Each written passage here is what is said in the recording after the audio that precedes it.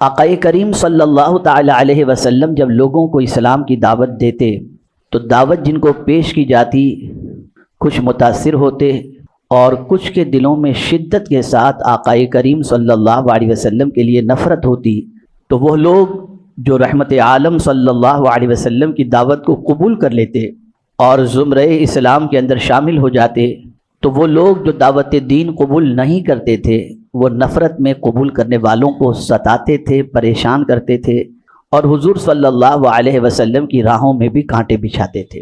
اس کے باوجود پیغمبر رحمت صلی اللہ علیہ وسلم اپنے مشن کی رسپانسبلٹی کو نبھاتے اور اپنے کام میں لگے رہتے، اور وہ لوگ جن کی قسمت میں اللہ عز و جل نے دین اسلام رکھا تھا وہ قبول کرتے چلے جاتے، تو حضور صلی اللہ علیہ وسلم کی عظمت کو، مقام اور مرتبے کو کم کرنے کی غرض سے اس زمانے کے دشمن اسلام حضور صلی اللہ علیہ وسلم کی توہین، حضور صلی اللہ علیہ وسلم کے خلاف لب کشائی اور حضور صلی اللہ علیہ وسلم کو برا کہنا شروع کر دیا۔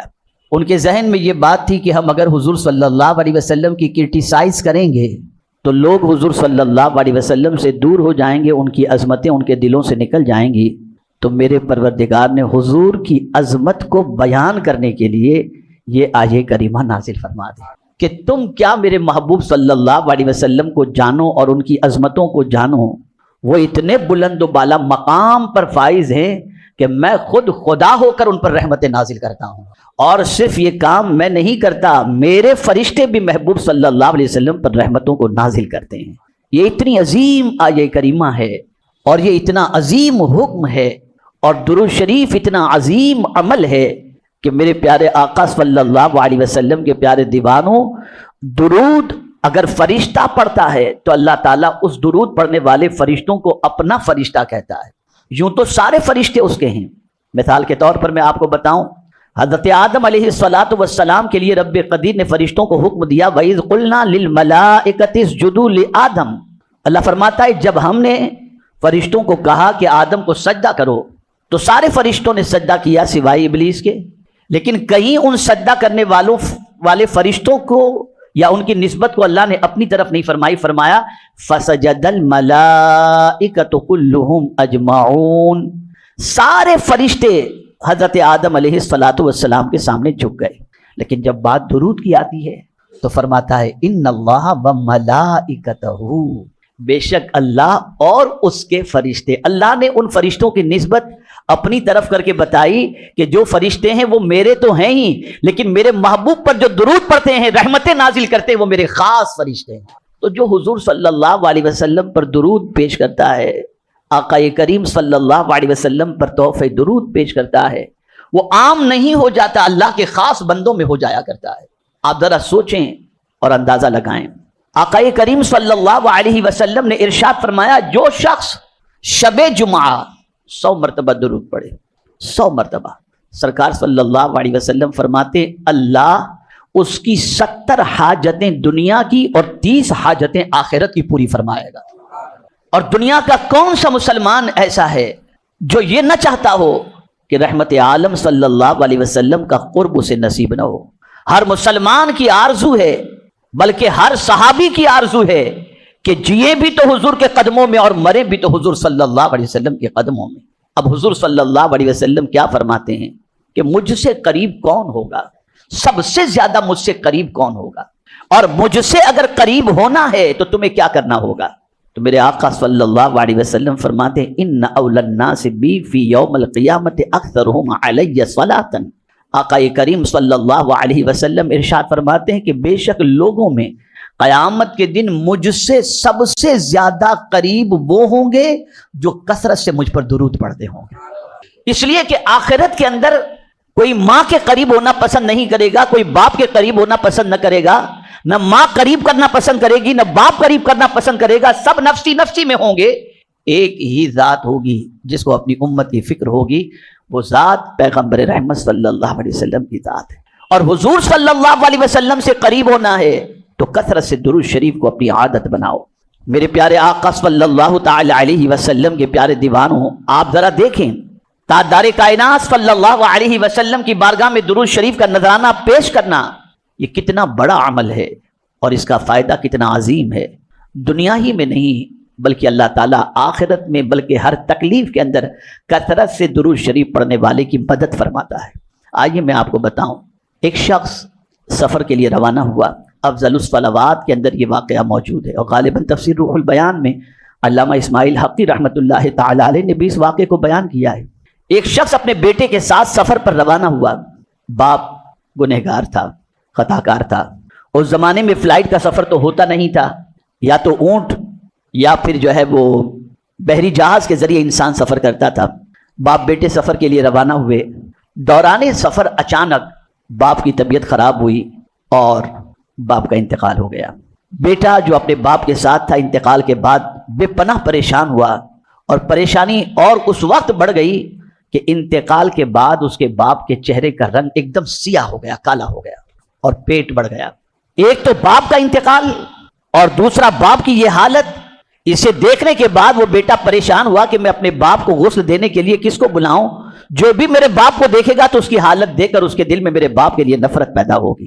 لیکن بہرحال بیٹا تھا، تدفین کا معاملہ بھی تھا، تکفین کا معاملہ بھی تھا، تغسیل کا بھی معاملہ تھا، اسی ششوپن میں تھا، جنگل و بیابان ہے، ٹینشن ہی ٹینشن کے اندر تھکا ہوا تھا۔ آنکھ لگ گئی۔ آنکھ کا لگنا تھا کہ اس نے دیکھا ایک نورانی چہرے والے بزرگ تشریف لاتے ہیں اور پوچھتے ہیں تو اتنا پریشان کیوں ہے؟ وہ کہتا ہے دیکھیں میرے والد سفر کے اندر انتقال کر گئے اور ان کے چہرے کی یہ پوزیشن ہے، جسم کی یہ پوزیشن ہے۔ کہا غم نہ کر، اور پھر وہ نورانی چہرے والے بزرگ نے اس کے چہرے پہ ہاتھ پھیرا، پیٹ پر ہاتھ پھیرا، تو اس شخص نے، اس بچے نے اپنے باپ کی پوزیشن دیکھی تو باپ کی کیفیت اس ہاتھ کے پھیرنے کی وجہ سے چہرہ بھی روشن ہو گیا اور پیٹ بھی نارمل ہو گیا۔ اس کی آنکھ کھلی، دیکھا تو باپ واقعی چہرہ اس کا روشن ہو چکا تھا اور پیٹ بھی اس کا کم ہو چکا تھا، اور نارمل ایک نورانی چہرے والا اس کا باپ بن چکا تھا۔ اسی وقت جب خواب دیکھا تھا اور بچے کے باپ کی پوزیشن یہ دیکھی تھی تو خواب ہی میں اس نے نورانی چہرے والے سے پوچھا تھا کہ آپ کون ہیں جو اس بے سر و سامانی میں میری مدد کے لیے آئے؟ تو اس وقت اس نورانی چہرے والے نے کہا تھا میں کوئی اور نہیں، محمد صلی اللہ علیہ وسلم ہوں۔ تیرا باپ، اس میں کوئی شک نہیں کہ گنہگار تھا، لیکن اس کی عادت تھی روزانہ 1000 مرتبہ مجھ پر درود پڑھا کرتا تھا۔ آج اس مصیبت کے اندر میں اس درود کی وجہ سے اس کی مدد کے لیے حاضر آ گیا ہوں۔ مرنا آپ کو بھی ہے، مرنا ہم کو بھی ہے، لیکن مرنے کے بعد یہ درود اتنا کام آتا ہے، اتنا کام آتا ہے، جیتے جی بھی کام آتا ہے، اور مرنے کے بعد بھی اللہ کے رسول صلی اللہ علیہ وسلم پر تحفہ درود و سلام پیش کیا جائے، اور اس کی عادت اگر انسان بنا لے تو یہ درود اس کی دنیا کی مصیبتوں کے لیے بھی کافی ہے اور آخرت کی تکلیفوں کے ازالے کے لیے بھی کافی ہے۔ اسی کے ساتھ ساتھ حدیث مبارکہ میں ایک واقعہ اور ملتا ہے۔ قیامت کے دن بندے کے اعمال تولے جا رہے ہوں گے۔ ایک بندے کی سچویشن یہ ہوگی کہ کثرت گناہ کی بنیاد پر اس کا پلڑا اور گناہوں کا دفتر جب میزان پر رکھا جائے گا تو کثرت گناہ کی وجہ سے اس بندے کے لیے اللہ عز و جل کی جانب سے حکم ہوگا کہ گناہوں کی کثرت کی وجہ سے اس بندے کو جہنم میں ڈال دیا جائے۔ اس موقع پر رحمت عالم صلی اللہ علیہ وسلم میزان کے پاس پہنچیں گے اور اپنی آستین مبارک میں سے ایک پرچہ نکالیں گے۔ اس پرچے کو میزان کے پلڑے میں، نیکیوں کے پلڑے کے اندر رکھ دیا جائے گا تو نیکیاں زیادہ ہو جائیں گی، گناہ کم ہو جائے گا۔ حکم ہوگا کہ اس بندے کو جنت میں ڈال دو۔ وہ بندہ اس پرچہ ڈالنے والے بزرگ کی بارگاہ میں عرض کرے گا آپ کون ہیں کہ اس وقت میری مدد کے لیے آئے؟ تو اس وقت نورانی چہرے والے رحمت عالم صلی اللہ علیہ وسلم فرمائیں گے میں محمد صلی اللہ علیہ وسلم ہوں، اور تو جو روزانہ مجھ پر کثرت سے درود پڑھا کرتا تھا، یہ درود اس پرچے کے اندر ہے جسے میں نے اس میزان میں ڈال دیا، جس سے تیری نیکیاں زیادہ ہو گئیں۔ پتہ چلا درود شریف ایک ایسا عمل ہے کہ جس کی بنیاد پر دنیا کی مصیبتیں بھی اللہ دور فرماتا ہے اور آخرت کی مصیبتیں بھی دور فرماتا ہے۔ اسی لیے فرمایا گیا کثرت سے درود شریف پڑھو، اور کثرت کے حوالے سے محدثین اور فقہا کا قول یہ ہے، کسی نے کہا کثرت سے مراد روزانہ 1000 مرتبہ، کسی نے کہا کثرت سے مراد روزانہ جو ہے 700 مرتبہ، کسی نے کہا کثرت سے مراد 350 مرتبہ، اور کسی نے کہا کثرت سے مراد کم از کم روزانہ 100 مرتبہ درود شریف پڑھنا چاہیے۔ میرے پیارے آقا صلی اللہ علیہ وسلم کے پیارے دیوانوں، جو شخص ایک مرتبہ رحمت عالم صلی اللہ علیہ وسلم پر درود پڑتا ہے، اللہ اس کے 10 گناہوں کو معاف فرماتا ہے، 10 نیکیاں عطا فرماتا ہے اور 10 درجے کو بلند فرمایا کرتا ہے۔ ماہ مبارک قریب ہے، آج ہی سے اپنا معمول بنا لو، ایک ٹارگٹ فکس کر لو کہ کم از کم 12 ربیع النور تک ہم پوری فیملی، اپنی فیملی کو جوائنٹ کرو، فیملی کو ساتھ ملو اور مل کر کے 12 ربیع النور تک کا ٹارگٹ ہر گھر والا یہ بنا لے کہ ہم سب فیملی مل کر کم از کم 51,000 مرتبہ میرے آقا صلی اللہ علیہ وسلم پر درود شریف کا نذرانہ پیش کریں گے۔ اور یہ بات یاد رکھیں، درود ایسا عمل ہے، ایسا عمل ہے، ایسا عمل ہے، آپ کہیں سے بھی پڑھو، درود کے ذریعے حضور کی بارگاہ کی حاضری نصیب ہو جایا کرتی ہے، اس لیے کہ جب آپ درود پڑھو گے آپ کا نام حضور کی بارگاہ میں لیا جائے گا۔ اس لیے اس کو اپنی عادت بناؤ، کوئی مصیبت ہو درود پڑھو، کوئی تکلیف ہو درود پڑھو۔ تو میرے پیارے آقا صلی اللہ علیہ وسلم کے پیارے دیوانوں، ماہ ربیع النور کی آمد سے پہلے درود شریف کو اپنی عادت بنا لو، کثرت سے پڑھو، اپنی اولاد کو بھی اس کا پابند کرو، انشاءاللہ العظیم اس کی برکتیں اللہ دنیا میں بھی عطا فرمائے گا اور آخرت میں بھی عطا فرمائے گا۔ اللہ رب العزت جل جلالہ آقا کریم رؤوف الرحیم علیہ التحیۃ والتسلیم کے صدق و طفیل مجھے اور آپ کو سب کو کثرت سے درود شریف پڑھنے کا عادی بنا دے اور ہماری زبان کو درود شریف سے تر رکھنے کی ہمیں توفیق عطا فرمائے۔ وضو سے ہوں بہت بہتر ہے، لیکن اگر آپ وضو سے نہیں بھی ہیں اور درود شریف پڑھنا چاہتے ہیں تب بھی آپ درود شریف پڑھیں۔ ایک ٹارگٹ فکس کر لیں اپنا کہ روزانہ اتنی مرتبہ درود پڑھیں گے، خدا کی قسم اس کی برکتیں آپ محسوس کریں گے، دل کو سرور ملے گا، دل کو اطمینان ملے گا اور ساتھ ہی ساتھ اللہ عز و جل مصیبتوں کو بھی دور فرمائے گا۔ دوسرا، اب یہ بھی تفصیل طلب ہے، اس میں بھی اللہ عز و جل کے مختلف ارشادات ہیں۔ یا ایھا الذین آمنوا اذکروا اللہ ذکرا کثیرا وسبحوہ بکرۃ واصیلا۔ اللہ عز و جل ارشاد فرماتا ہے، اے ایمان والو، اللہ کو خوب کثرت سے یاد کرو اور اس کی پاکی بیان کرو، صبح کو اور شام کو۔ صبح بھی اس کی پاکی بیان کرو یعنی سبحان اللہ کہو، اور شام کو بھی اس کی پاکی بیان کرو یعنی سبحان اللہ کہو۔ اب یہ دوسری بات بھی غور سے سننے کی ہے۔ دوسرا یہ کہ رات کو سوتے میں بہت سارے تہبند پہن کر کے سوتے ہیں تو نیند کے اندر جسم کھلا رہ جاتا ہے، پتہ نہیں چلتا انسان کو سویا ہے۔ تو فرمایا گیا کہ صبح اٹھ کے پہلا کام جیسے ہی آنکھ کھلی اپنے کپڑوں کو درست کرو، یعنی جو سطر تمہارا کھل چکا تھا اس سطر کو پہلے ڈھانک دو۔ اور اس کی دلیل لائے، یا بنی آدم خذوا زینتکم عند کل مسجد، یعنی اے بندو اپنی زینت لیے رہو، یعنی کپڑے پہنے رہو، اور زینت کم سے کم وہ کپڑا ہے جو واجب الستر یعنی اعضاء کو چھپا سکے۔ اس لیے کہ تمہیں صبح اٹھ کے نماز پڑھنی ہے نا، تو جب صبح فجر کی نماز تمہیں ادا کرنی ہے تو بغیر سطر چھپائے ہوئے یعنی پردہ پوشی کیے ہوئے سطر کو جو ہے جو کھل گیا تھا اسے چھپائے تو نماز نہیں ہوگی، تو پہلے اپنے کپڑے تم دو۔ یہ دوسرا کام۔ تیسرا فرض یہ ہے کہ نماز کے لیے نماز کے وقت میں بندہ کامل وضو کرے۔ اب دیکھیں ترتیب کتنی اچھی، اٹھو تو سبحان اللہ الحمدللہ کہو، کپڑے درست کرو، اور پھر تیسرا کام کیا آ گیا، یا ایھا الذین آمنوا اذا قمتم الی الصلاۃ فاغسلوا وجوہکم، یعنی اب جب تم کپڑے بھی ٹھیک کر چکے، اللہ کی تسبیح بھی کر چکے، حمد بھی کر چکے، تو اب نماز کے لیے تم کو جانا ہے نا، تو پہلے وضو کر لو۔ یہ تیسرا کام، یعنی اب اٹھنے کے بعد ضرورت سے فارغ، آپ استنجا وغیرہ سے فارغ ہو گئے، اب نماز کی تیاری میں لگ جاؤ، یعنی یہ ابتدا اٹھتے کام، یہ فکر سب سے پہلے ہونی چاہیے۔ چوتھا فرض، نماز کو نماز کے وقت میں کامل طریقے سے ادا کرو۔ یہ نہیں کہ فجر کی نماز جانے دو، 10 بجے اٹھ کے پڑھنے والی پوزیشن نہیں، 11 بجے اٹھ کے پڑھنے والی پوزیشن نہیں۔ ان الصلاۃ کانت علی المؤمنین کتابا موقوتا، وضو ہو چکا، اب نماز وقت پر۔ یہ چوتھا فرض۔ پانچواں فرض یہ ہے کہ رزق کے بارے میں کیے ہوئے وعدے الہی پر پرامن رہے، یعنی مطمئن اور بے فکر۔ اس کی دلیل یہ ارشاد ربانی ہے کہ فرماتا ہے وما من دابۃ فی الارض الا علی اللہ رزقها، یعنی اب صبح اٹھ کے سوچے اب کیا ہوگا، کھانا ملے گا کہ نہیں، روزی ملے گی کہ نہیں، تو مطمئن ہو جائے۔ نماز بھی تو نے پڑھ لی بندے، وضو بھی تو نے کر لیا، اللہ کی تسبیح بھی تو نے کر لی، حمد بھی بجا لایا۔ اب جب تم ان چیزوں سے فارغ ہو چکے تو روزی کی زیادہ فکر مت کرنا، اس لیے کہ اللہ نے تیری روزی کا ذمہ لے لیا ہے، اور جب روزی کا ذمہ لے لیا تو میرے پیارے آقا صلی اللہ تعالی علیہ وسلم کے پیارے دیوانوں، اب اللہ کا نام لے کر کے تو نکل، بے فکر ہو کر نکل، اس نے وعدہ کیا ہے تو نکلے گا تجھے وہ روزی عطا فرما دے گا، اس لیے کہ اس نے تیرے رزق کا ذمہ۔ میرے پیارے آقا صلی اللہ تعالی علیہ وسلم کے پیارے دیوانوں، اب یہاں ایک چھوٹی سی بات درمیان میں عرض کر دوں، صبح کی نماز ہو یا کسی بھی وقت کی نماز، خود بھی اٹھو، اپنے اہل و عیال کو بھی اٹھاؤ، خود بھی نماز پڑھو، اپنے اہل و عیال کو بھی نماز کا حکم دو۔ وَأْمُرْ أَهْلَكَ بِالصَّلَاةِ وَاصْطَبِرْ عَلَيْهَا لَا نَسْأَلُكَ رِزْقًا نَحْنُ نَرْزُقُكَ، اپنے اہل و عیال کو نماز کا حکم دو اور خود بھی نماز پر قائم رہو۔ اللہ فرماتا ہے میں تم سے روزی نہیں مانگتا، میں تم کو رزق عطا کروں، میں تم کو روزی۔ تو رزق کے سلسلے میں صبح اٹھ کر مطمئن ہو جاؤ۔ اس پر ایک اور حدیث شریف میں دلیل کے طور پر لاؤں کہ آقا کریم صلی اللہ علیہ وسلم ارشاد فرماتے ہیں صبح کے وقت روزی کا فرشتہ روزی لے کر کے آتا ہے۔ جب بندہ نماز پڑھتا ہے تو اس کے حصے کی روزی اسے دے دیتا ہے، اور اگر بندہ پڑا رہتا ہے تو اس کی روزی لے کے چلا جاتا ہے۔ تو پتہ چلا اٹھے، نماز ادا کر لیے، تمہارے حصے کی روزی کے لیے تم مطمئن ہو جاؤ، اللہ تمہارے حصے کی روزی تمہیں عطا فرمائے گا۔ اب چھٹا فرض یہ ہے کہ اللہ کی تقسیم پر قناعت کرے۔ یعنی اب آپ نکلے تو آپ نے دیکھا کسی کو صبح دکان کھولتے ہی ہزاروں کا مال اس کا بک گیا، اور آپ کی شام تک کوئی کسٹمر آپ کی دکان پر نہیں آیا، تو آپ یہ سوچیں کہ یار مجھے اتنا کم اس کو اتنا زیادہ کیوں؟ تو اب اس پر دلیل آ رہی قرآن کی۔ اللہ اکبر۔ قرآن کہتے ہیں نحن قسمنا بینہم معیشتہم فی الحیات الدنیا، یعنی ہم نے بندوں کے درمیان ان کی دنیاوی زندگی میں گزر بسر کی چیزیں بانٹ دی ہیں اپنی مشیت و حکمت سے، بعض کو بعض پر فضیلت دے۔ یعنی اللہ یہ فرماتا ہے مجھے معلوم ہے کس کو کتنا دینا، تو ہم نے تقسیم کر دیا ہے، اس کو اتنا دینا ہے، اس کو اتنا دینا ہے، تو تمہیں جتنا مل جائے تم اس پر قناعت کرو۔ اور اگر کوئی قناعت کرے تو کیا ہوتا ہے؟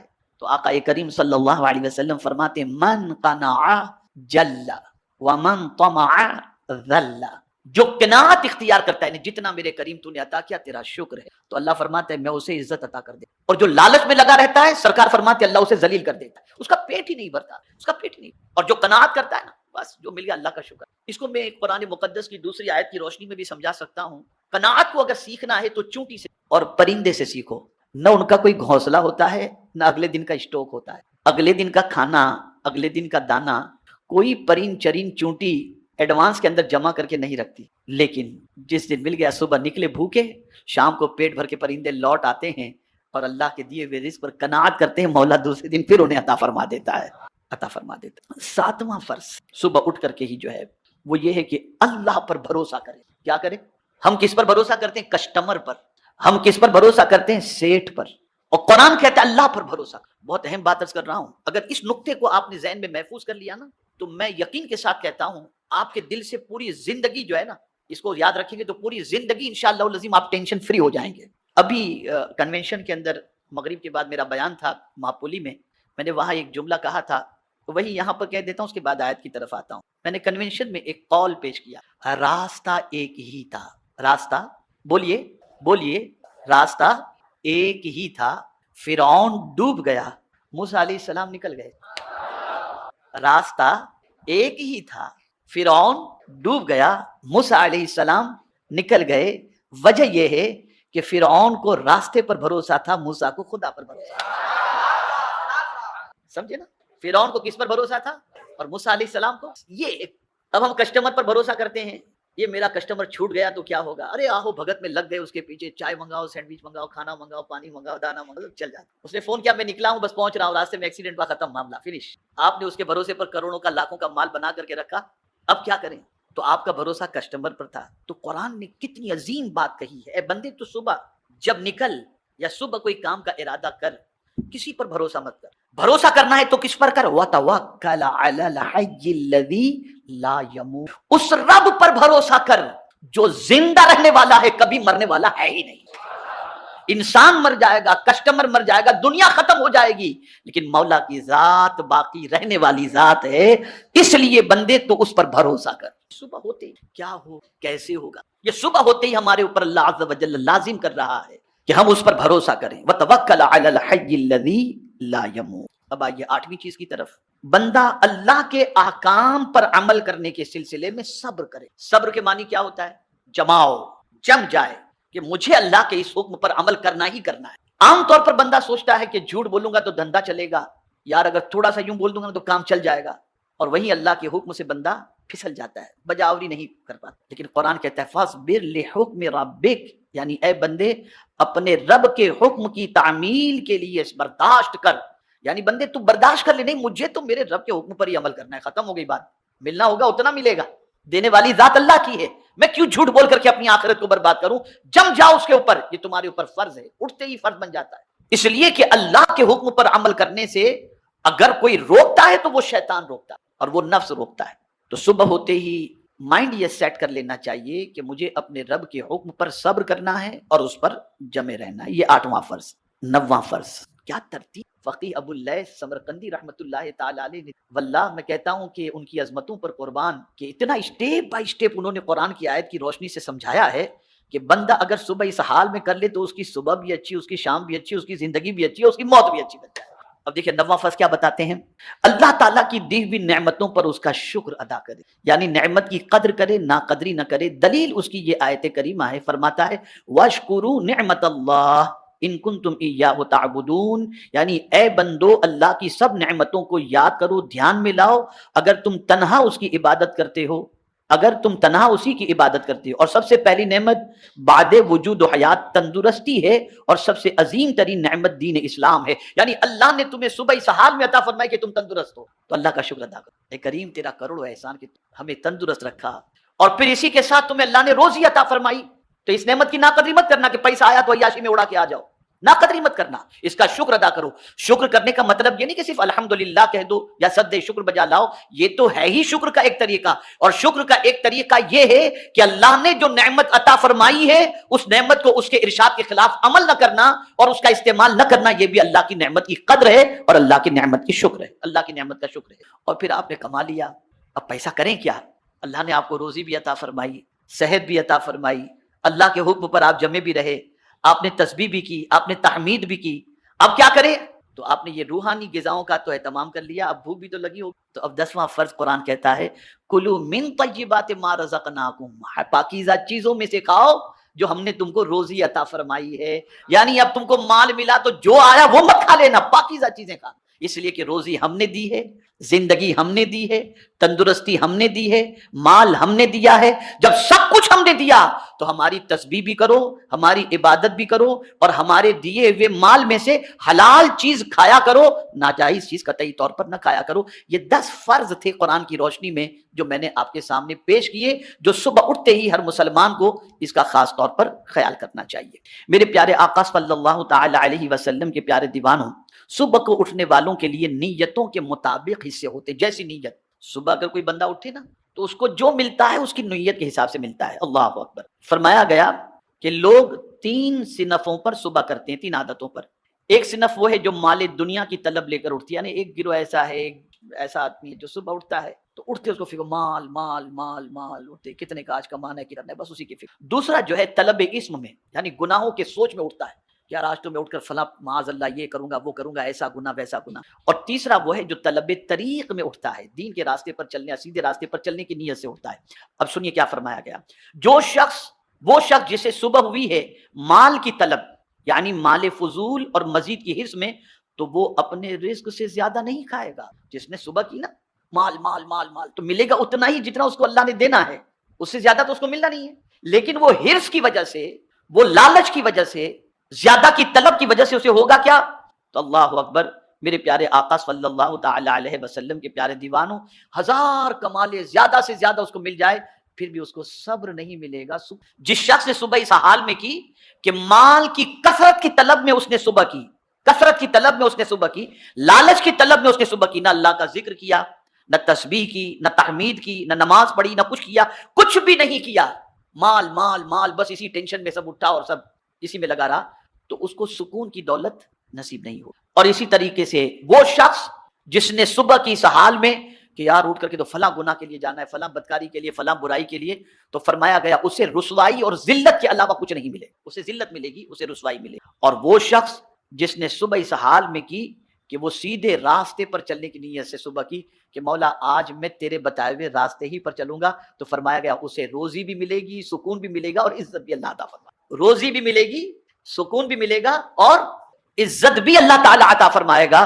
تو میرے پیارے آقا صلی اللہ تعالی علیہ وسلم کے پیارے دیوانوں، عرض کرنے کا منشا یہ ہے کہ صبح اس حال کے اندر کریں کہ اللہ عز و جل کی اطاعت کا جذبہ ہو، تحمید و تقدیس ہو، تسبیح و تحلیل ہو، اور اٹھتے ہی بیڑی، موبائل، سگریٹ، یہ وہ اس کی فکر قطعی طور پر نہ کریں۔ جیسے ہی آنکھ کھلی الحمدللہ سبحان اللہ الحمدللہ الذی احیانا بعد ما اماتنا سبحان اللہ وبحمدہ۔ اب یہاں آپ کو سرکار صلی اللہ علیہ وسلم کی سنت بتا دوں کہ بہت سارے بہت سوتے ہیں لیکن اٹھتے ہیں جیسے ہی ہو جائے۔ پھر ابھی بھی میں دیکھ رہا ہوں اجتماع کے اندر کچھ لوگ ہیں جو یہاں تک کھا کر کے آتے ہیں، ڈھیلے ڈھالے پڑے ہوتے ہیں ایسے ہی بالکل مردے کی طرح۔ ایسے ہی کچھ لوگ پوری نیند کر کے صبح اٹھتے ہیں، پھر بھی ان کی جان میں جان نہیں ہوتی، نہ ہل پاتے نہ چل پاتے ہیں۔ 10 گھنٹے سو کر اٹھتے ہیں پھر بھی غنودگی طاری رہتی ہے۔ تو آقا کریم صلی اللہ علیہ وسلم نے ایک نسخہ عطا فرمایا کہ اگر تم چاہتے ہو کہ اٹھنے کے بعد تم فریش ہو جاؤ، اٹھنے کے بعد تم فریش ہو جاؤ، تو اٹھتے ہی اللہ کی تسبیح و تحمید کے بعد کیا کرنا ہے؟ اپنی آنکھوں کو ایسے مسلنا ہے. آپ کو بتا دوں تاکہ آپ اپنی آنکھوں کو ایسے مسلنا ہے، یا ایسے 2-3 مرتبہ کریں، فریش ہو جائیں گے آپ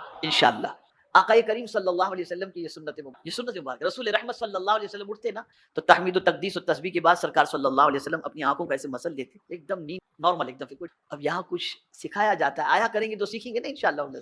اسی کے ساتھ رسول اعظم صلی اللہ علیہ وسلم اپنے سرہانے مسواک رکھا کرتے، صبح اٹھ کر آقا کریم صلی اللہ علیہ وسلم مسواک کیا. یہ سب چیزیں سیکھنے کی ہیں.